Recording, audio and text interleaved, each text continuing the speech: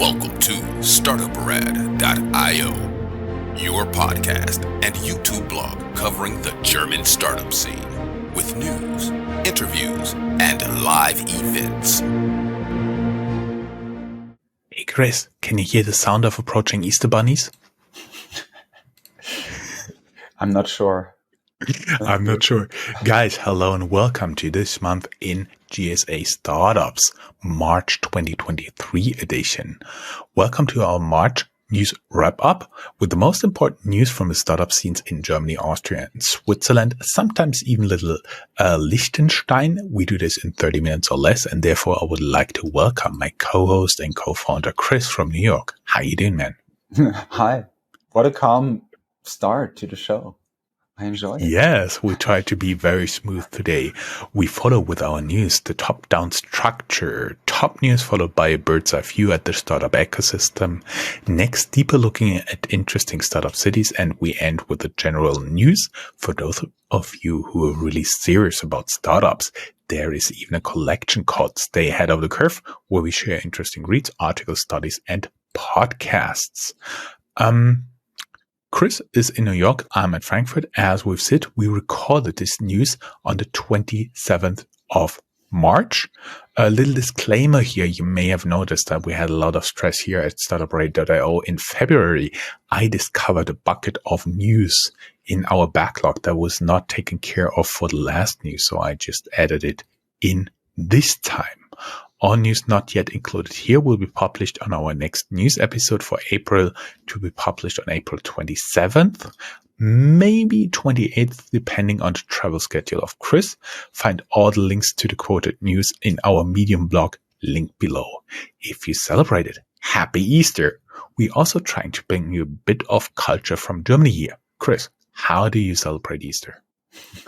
Well, I mean, since I'm a godless and faithless person, not much will be happening for Easter, but my parents on the 13th, in the week after Easter, will celebrate their golden wedding anniversary for 50 years of marriage. And we will actually spend some time together in Hamburg. So very, very nice. That's the thing I believe in, the marriage of my parents. There you go. That is nice. Also, what is pretty common is what I do. For example, I have two little boys. I go in the front garden, and the Easter bunny goes with me and places their little treats and little presents all around the place, and they can run and fetch everything they can. Also, what is traditional is a carrot cake, at least for me and my family. And around Easter, you usually eat lamb. True. Yeah. Anything else you could add? No, just hiding the eggs. And like as a kid, it was always very exciting for me to look for the eggs and the sweets. Usually in the laundry machine. The laundry machine was always a hiding place. I think I already like your parents. A little note: on the day of recording, Germany's long-distance train was shut down and a lot of airports. Only the departures. I heard you could still arrive, for example, in Frankfurt, but for many airports here in Germany, it was basically locked down due to a strike. You are more the person who really gets this neatly wrapped up in your nightly newsletter. I once heard for more than 50,000 subscribers. Can you explain a little bit what is going on, since we try to do a little bit more than just the startup news here? Yeah, I mean, I guess it's very interesting since we're right now in the middle of this conversation. So probably when you are hearing this, things have developed a bit differently. But yeah, it is one of the biggest strikes in Germany of the past decades. There were basically no trains running. Mostly like the big airports were shut down. But also from what I read so far today, as like a first little wrap up of it all, was that it actually went quite smoothly, and people are still a bit on the side of the workers, I would say. And it also went quite smoothly because people in office jobs, at least, have a much easier time to stay at home than they probably used to do 3 or 4 years ago before the pandemic. But now, since people are used to the home office, and also since that strike was announced already late last week, I think It was a bit like hitting the pause button for a day, and now they announced they won't do anything over Easter. And yeah, so far, I guess if you go on strike, and Germany is a country with traditionally strong unions, you need the people on your side. And so far, it looks to me as if they do, even though the raise in salary that the people want is actually quite high, and it's north of 10%. Very good. So, You want to just go ahead with the highlights? yeah. Oh, before we get into that, we should tell everybody who's just listening to this the visual news. You now wear glasses and are bearded down for spring and summer. Yes. So, yeah, we have one beard less, one pair of glasses more. It's not just decoration. Yeah. I wasn't planning on doing this, but it was also such an interesting cultural difference, because if you need to get glasses in Germany, it basically takes like 3 or 4 different appointments of people, and you go to different stores and you go to the eye doctor and yada, yada, yada. And here it was basically just, oh, things look a bit blurry. I think I should get an eye exam. And 20 minutes later, I have the glasses for the first time in my life. Anyway, let's dive in. Let's go to business, I would say. And because we have a long list of things. And first of our highlights, to give you a little overview of what we will be talking about in the next 15 to 20 minutes, we have good news and bad news for Fintechs Raisin and N26. Raisin gets its unicorn status back and gets a lot of new business, so much so that, in fact, the complaints at Bafin are mounting. So Bafin is like the regulatory oversight in Germany. N26 generated 200 million euros in revenue in 21, but has to deal with a senior employee uprising right now. We'll be talking about that. Neobank Ruuky was saved last minute. Startup Bonify makes a reportedly 20 million euro exit, but the employees only get invited to a barbecue.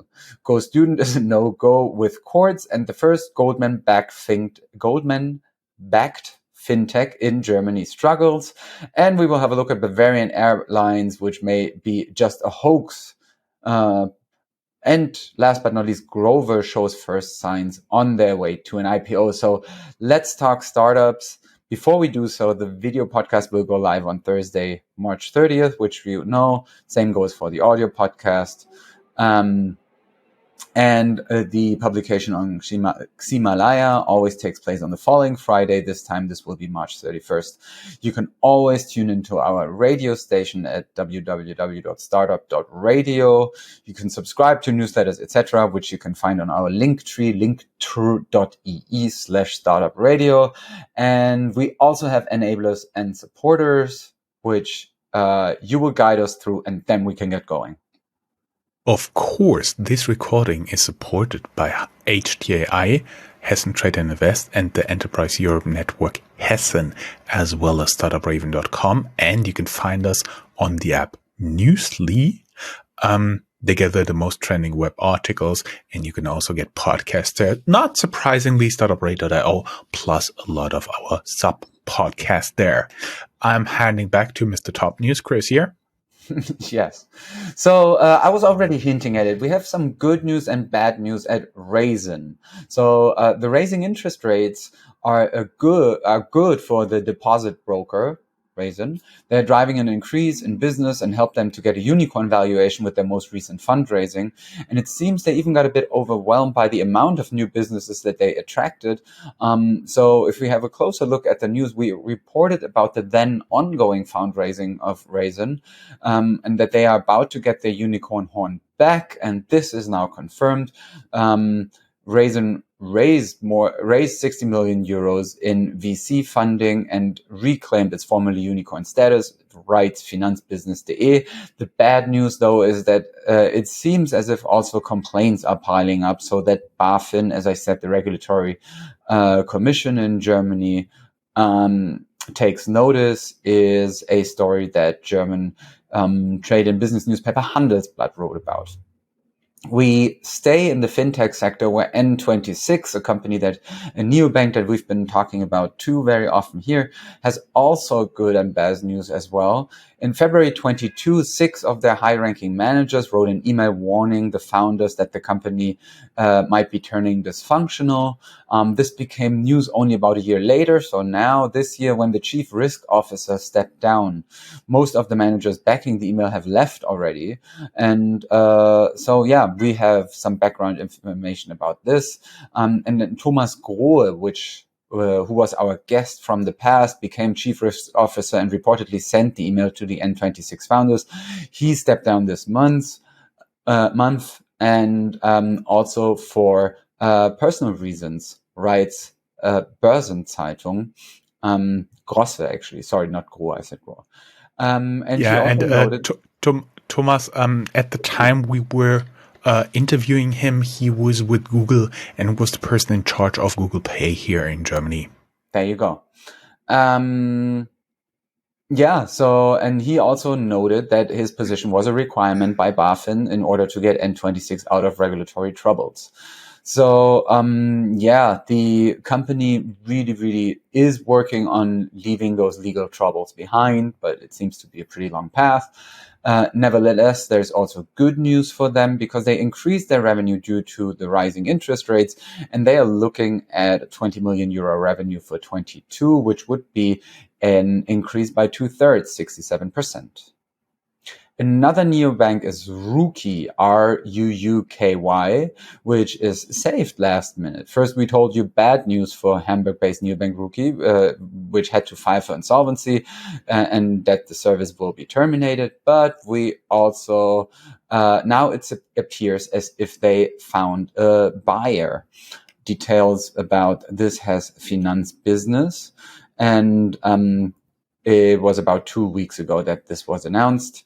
And it seems as if the lights won't definitely go out. So we will see. Maybe they live on for another day. And then there's the questions of whether you should get millions or an invite to a nice barbecue if your founders can get an exit for what you built. The German startup Bonify was bought by the largest credit bureau in Germany, Schufa, for 20 million euros, and the employees only got a barbecue. The problem was the company did a down round, and with the liquidation preferences, meaning who gets paid first, there was nothing left for the employees with stock option plans. So, well, that was better, some good German sausage going on there. GoStudent, on the other hand, gets legal headwinds. They got another court ruling against them. First, a Cologne court agreed GoStudent showed anti-competitive behavior. Now they got a setback with an Austrian ruling against them for automated contract extensions of the clients. And so there was already also a partial sentencing, all of which you can read more about in the show notes. And Goldman Sachs backed up startup Has to Fight. We had them as a guest back in 2017, and they made headlines as Germany's first startup investment by Goldman. Now they have to fight. It's called Elinvar, Elinvar. It's a fintech that lost a third reference customer, Warburg. They ended the cooperation with Elinvar after 5 years. They also lost since September Fürstlich-Kastellsche Bank and DKB. So also rather bad news on that front for this fintech startup. And we have news about Bavarian Airlines. It was supposed to be a new and upcoming airline. And now questions arise. For example, the founder claimed to be 18, but he's only 15 years old, which, I don't know. In my book, it doesn't neither sounds very trustworthy for a CEO of an airline. None of the required paperwork to establish German companies has been filed. The not so long past of the founder is littered with website of financial service companies that are offline now. And it seems nothing of that story was true. Also, a complaint with legal authorities has been filed. So we will see. Better news, on the other hand, are there for a German unicorn called Grover. It's a gadget renting company which was able to lure an experienced CFO away from Lilium, and which is therefore regarded as a first step towards an IPO a few years down the road, maybe. You can read more about that also in the show notes, and there is a story about that in Handelsblatt as well. This is it for the top news. We will talk some housekeeping and brag a bit. Which is your expertise? I actually skipped the bragging, even though I was quoted in Forbes last month.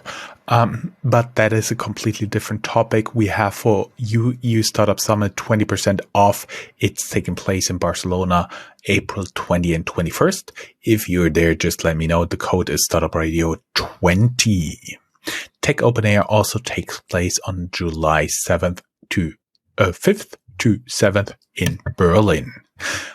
Good news about our former guests. First, crypto custodian Finoa gets license approval from German regulator Bafin.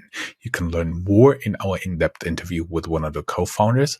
And also in different news about them, 2021 was a good year for them as well. They increased their revenue from 550,000 euros in 2020 to 13 million in 21. That's what I would call growth. Berlin-based Monite raises 5 million in seed for embedded B2B payment platforms. Of course, you can learn more in our interview with the founder. Going a little bit more into the ecosystem view, our friends from Equidem, of course, interview down here in the show notes, have an update on startup valuations in Europe for February. The state of startup valuations, have a look down in the show notes. First, there have been lowered valuations, but the outlook is better. Talking about hubs here. Germany has a federal tradition. That means it is much less centralized than other countries. For example, Germany's highest court is in Karlsruhe, the federal employment agencies in Nuremberg, and so on. Therefore, not all startup activities happen in Berlin, only depending on what you're looking at, around 20%. Munich only has around 8%, so there's a lot of startup activity, more than 2/3 going on outside here. Let's talk about my home turf, Frankfurt. Frankfurt-based CAPTIQ raised undisclosed amount in a VC round. And Compredict, one of our guests, visual sensors are changing the future of connected mobility, writes Tech EU. You can learn more about the company and our interview with them, published in September 2022, talking about being ahead of the curve. Hamburg-based Impossible Clouds doubles down on multi-service cloud solutions with HV Capital and 1KX, leading a 7 million seed round. Of course, also euros. Chris, I heard you like Düsseldorf. I mean, especially given what we are going to talk about, because there's a Berlin-based prop tech startup called Myne, MYNE, and they are brokering shared ownership of villas. After raising 23.5 million euros, they now bought their Düsseldorf-based competitor Villa Circle. Hey guys, this is Joe from Startuprad.io. Today I want to introduce you to our newest partner, Newsly. Newsly is an all-in-one audio app for iOS and Android. It picks up the top trending articles on the web on topics you choose at any given moment and reads them to you in a natural human voice. We are also available there with all of our podcasts. Subscribe now and get 1 month off the premium subscription with the code StartupRad, STARTUPRAD, on newsly.me. They are planning to expand in Europe and want to establish a sharing model for villas and vacation homes. In Bruchsal, close to Karlsruhe in southwestern Germany, there's Volocopter, which got the Sumitomo Corporation from the Fortune 500 to invest in a Series E funding and become a strategic partner for a market entry in Japan. Volocopter is still a company where a lot of balls are in the air, and it's going to be very interesting to see which of them they will be able to catch in the future. In Tübingen, not far away, also in southwestern Germany, Amazon opens a new AI research facility in Tübingen, which also led to a lot of German politicians wanting to have pictures taken there because AI apparently is the hot shit. And in Heidelberg, you can also meet Aleph Alpha, Germany's best competitor to ChatGPT. Yes, we are both suffering a little bit from hay fever, I think, right, Chris? A little bit of hay fever. I also have to meet myself Oh from yeah, now and on. I also have the eyes are turning. Yeah, let's not talk about it. It's aging. Anyway, we can only recommend to read about Aleph Alpha because it's really interesting, and I think everything that that helps you understand the ongoing AI ChatGPT landscape is helpful. In And this is even an Bochum, article from FAZ. so there you go. So yeah, so like a paper similar to the likes of the Washington Post, let's say. In Bochum, which is in Western Germany and is a city that is still famous for still having an opera house that shows Starlight Express after decades. But Bochum also has the Edgeless Systems startup that raised $5 million for public cloud security. In Jena, in Eastern Germany, known a lot for optics. There is Jena Batteries, a company building circ batteries, had to file for insolvency. Moving on to the south of Germany, to other German language countries, namely Austria, the AI startup Magic_Dev raised $23 million from investors, including Google. Austria's Finmedics puts AI in the hands of accountants and raises 6 million euros. And then our question is a word I learned, or word play, I should say, I learned just now. Could you name a Sunicorn from Austria? Which company is soon going to be a unicorn? And you could try Refurbed, a marketplace for used electronics. In Switzerland, we have found news about the largest online comparison portal in Switzerland, Comparis, which is under scrutiny by the finance oversight body FINMA. They now have to axe at least 10% of their workforce. Nuima Pharma raises $112 million in a Series B financing, and former Uber executive Steve Salom was tapped by Switzerland's ACE and Company, tasked with launching a 150 million euro Swiss-focused fund. ACE, or ACE, is a global private investment platform. That means you cannot directly pitch them. So much so for the different cities and all the different areas in which in Germany startup activity is happening. Moving on to some more general news, tech news, and the company news section. Good Lord. Oh, Lord. New VC funds and how to pitch them. Cambridge-based Amadeus Capital Partners and Vienna-based Apex Ventures orchestrate deep tech support with a joint 80 million fund for startups in GSA DACH. So far, they raised 28 million euros for their goal, but the goal is 80 million. Of course, we have the link down here in the show notes where you can pitch Apex. Specs Capital from London targets 100 million for digital health deals to be invested worldwide. Note the fund is targeted, not raised yet, so you cannot pitch for money there. And Partech closes Africa 2 fund at 245 million euros. I know we do have a big listener base in Africa as well, and to find someone to pitch from Partech's Africa team, just follow the link down here in the show notes.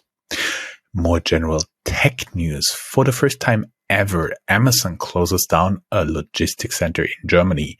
The building outside of Germany is too old and cannot be updated. The employees will get other offers.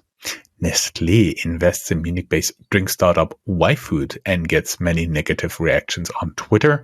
Apparently, they didn't pay attention about the Ankerkraut and other deals. Former Foodora CEO Ralf Wenzel is the founder of Joker, an instant grocery delivery service. After leaving many locations, including New York, I think you noticed, Chris, now they want to double down on Brazil with 50 million new funding. Then there is Schumpeters schöpferische Zerstörung, meaning creative destruction, still ongoing. Schumpeter was one of the most influential economists of the 20th century, Austrian guy, and he coined the term creative destruction, which means in German schöpferische Zerstörung. You can learn more about him in the Wikipedia article we linked. And Berlin is home to most startups in GSA, so it is not surprising that they are also the number one location for startup layoffs in GSA. We are sure the city is not proud of this first place. OneFootball, Berlin-based app, gets to go more than 1/3 of all its employees in 2 downsizing rounds just weeks apart. First 60 employees had to go, now 150 will have to leave. Banovo offered bath refurbishing for fixed price and got to 8-digit revenue, but now has to file for insolvency. Hamburg-based Sleeperoo, famous from Germany's Shark Tank Die Höhle der Löwen, has to file for insolvency. Volatile's Lighting has to file for insolvency as well, and get it done. The Berlin-based service startup offered online merchants to sell the services matching their products. Yeah, you can guess it, has to file for insolvency as well. Bigger news was Otto Group, one of the, I would say, Chris, former catalog empires that really digitized itself. It's one of the big groups, and the family behind it became billionaires with it. They are really big in having many different online platforms, and one of them was My Toys, the online shop, including all retail outlets, will be shut down. The press release suggests they were never really profitable, and Corona did the rest. 800 jobs will be lost. Berlin-based cargo bike startup Avocargo has to file for insolvency, and despite raising $15.5 million, food delivery service Yababa has to file for insolvency as well. Chris, that was a lot of creative distractions. You want to be a little bit more upbeat with fintech news? Yeah, fintech news. Just to really very quickly run through this, because it's a lot. The Berlin-based tax app TaxFix, which was coined unicorn in April 22, bought competitor Steuerbot. German finance oversight starts investigations in Uniswap, since they have started marketing to German clients but don't have a license there. Then the payments fintech Data Mesh backs a $30 million Series A, and Deutsche Bank joins as an investor. Finway, a Munich-based expense management startup for small and medium-sized enterprises, raises $10 million in a Series A funding with lead investor Capital 49. After coming for C24 in Solaris Bank just recently, the German finance oversight Bafin now goes after online broker Flatex DE-Giro. It's not like royalty, it's DE as in Germany, I guess. Flatex DE-Giro. Neo-broker Scalable Capital. I have no idea. Neo-broker Scalable Capital had a big data leak in 2020. They had to pay a penalty, but now a court in Cologne also agreed they have to pay an affected client 1,200 euros in damages. Scalable will not appeal. And Bitpanda Technology Solutions is now available to financial institutions via Visa's fintech partner Connect program. And to end on a high note, we have news about a couple of successful fundraisings. The Estonian Skeleton Technologies powers up with 51 million euro investment from Germany and Saxony, writes Invest in Estonia, which, welcome to our news, I guess. Enepte, a green hydrogen production company based in Berlin, has secured a 25 million euro bearer bond with Patrimonium Middle Market Debt Fund. The Munich-based cybersecurity startup Build38 raises 13 million euros in a Series A funding.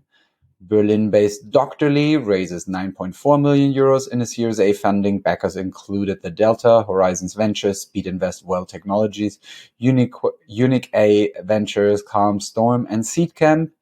Swiss-based Era Health raises 4 million euros in pre-seed funding. Vision Health raises 3 million euros to finance extended COPD and asthma study for market preparation of Kata, an innovative digital therapeutic for improved inhalation. Germany's Trava raises 2.4 million euros to become the renewable energy supplier. And TrapLinked raises 2.3 million euros in seed funding, writes Fin SMEs.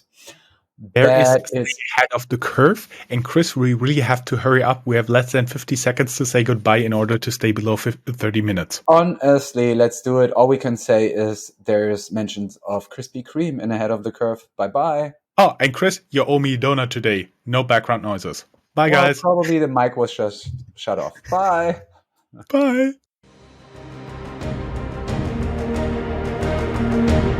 That's all, folks. Find more news, streams, events, and interviews at www.startuprad.io. Remember, sharing is caring.